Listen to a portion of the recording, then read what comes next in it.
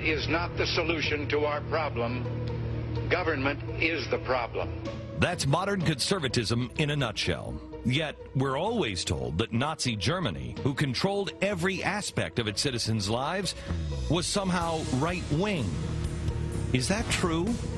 Or is it an attempt to distract from other much more inconvenient similarities? They say, you know, Hitler was a right-winger because of X, Y, and Z. I say, well, what was Stalin's position on X, Y, and Z? The common assumption is that the Nazis were a right-wing phenomenon. They were a right-wing party, that Hitler was a man of the right and all of the rest. And there are a lot of problems with this. His social agenda was for expanding universal access to health care. It was for expanding access to education. It was for cradle-to-grave welfare state. It was for attacking big business and high finance. People say, well, Hitler abolished labor unions. He was right-wing then. Well, how did labor unions do under Stalin? How are labor unions doing under Fidel Castro? Almost anything you can find on a checklist that allegedly proves Hitler was a right-winger, you can apply to almost any one of the major communist dictators of the 20th century, and the similarities are almost identical. Today, this idea may seem controversial, but as the Nazis were rising to power, it wasn't controversial. It was common knowledge. November 28, 1925, a tiny article printed in the New York Times describing the early internal struggle for the identity of the Nazis. A riot broke out after a Nazi speaker claimed that Lenin was the greatest man second only to Hitler, and the difference between communism and the Hitler faith was very slight. It wasn't just some nobody in the Nazi party who believed this. It was this man, Hitler's closest ally to the very end, and his hand-picked successor as Chancellor, Joseph Goebbels. Because it was so controversial, Goebbels, a master of propaganda, stopped talking about it in public. But his private writings revealed his change in approach wasn't a change of heart. The Nazi Germany attacked the Soviet Union in 1941.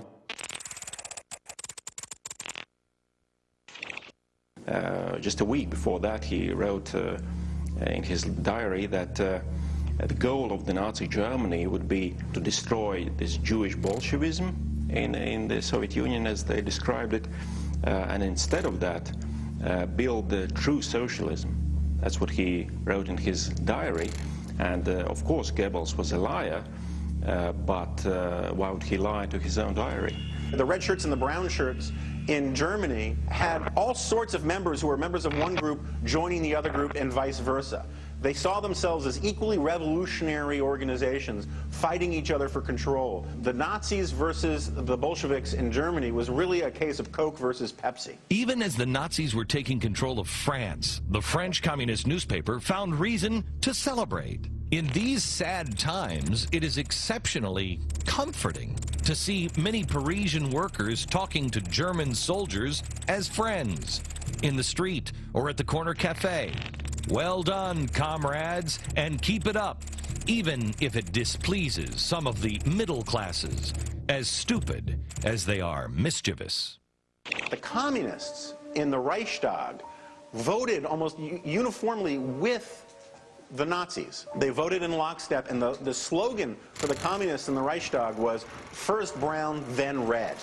The general understanding among the communists, among socialists back then, was that Nazism was a stepping stone towards the ultimate victory of socialism and communism. While Hitler certainly opposed communism outwardly, he did so mainly because he disagreed with its internationalism. He was a proud German, a German nationalist, a German jingoist, not a patriot, but a nationalist, and he rejected that element of Marxism. But he embraced socialism entirely. He embraced the idea of racial solidarity, socialism for one race. Even in Mein Kampf, he acknowledged that the movements were so close that if not for the focus on race, his National Socialist movement would really do nothing more than compete with Marxism on its own ground.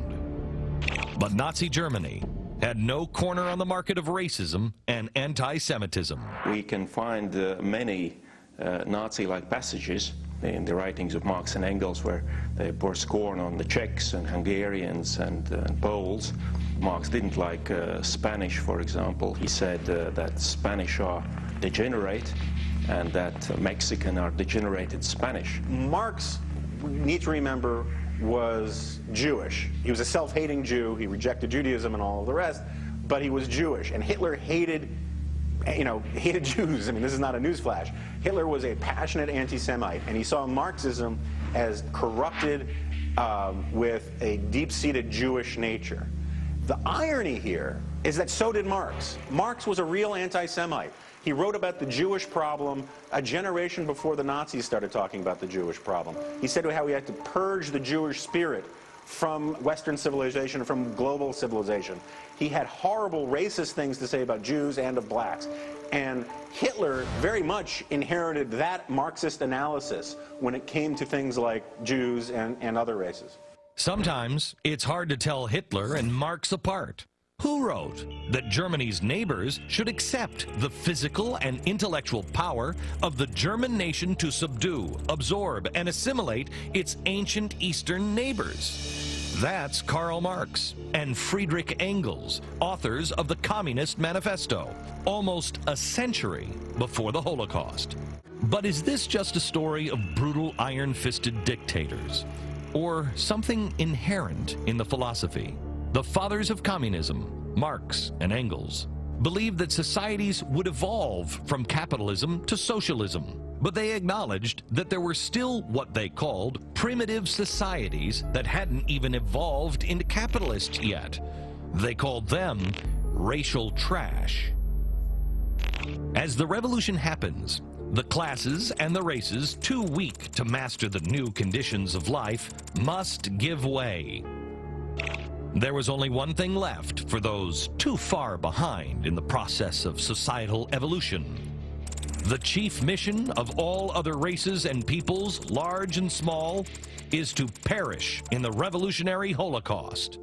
Up until the horrors of Hitler, prominent socialist supporters discussed these ideas out in the open.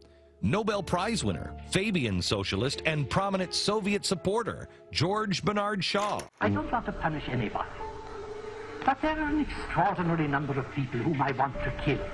I think it would be a good thing to make everybody come before a properly appointed board, just as he might come before the income tax commissioners, and say every 5 years or every 7 years, just put him there and say, sir or madam, now will you be kind enough to justify your existence? If you're not producing as much as you consume, or perhaps a little more, then clearly we cannot use the big organization of our society for the purpose of keeping you alive, because your life does not benefit us and it can't be of very much use to yourself. And this was actually somewhat subtle for Shaw. He'd also foreshadow some of the worst atrocities in our planet's history. He wrote, "I appeal to the chemists to discover a humane gas that will kill instantly and painlessly. In short, a gentlemanly gas, deadly by all means, but humane, not cruel." George Bernard Shaw has this great line where he says, we should do it while playing lovely classical music as we march them into the gas chambers. The idea, a lot of people seem to think that this concept of the gas chamber as a tool of social policy was invented by the Nazis. It wasn't. It was, and I mean this in the most disgusting, evil way, it was perfected by the Nazis. But this idea of using things like gas chambers to kill off millions of people so that the rest of the good guys could prosper and move to the sunny uplands of history was immensely popular. All of these systems are based on the idea that we know better. If the little people get in the way of our plan, well, first we'll go around them, and then we'll destroy them. This arrogance always ends exactly the same way.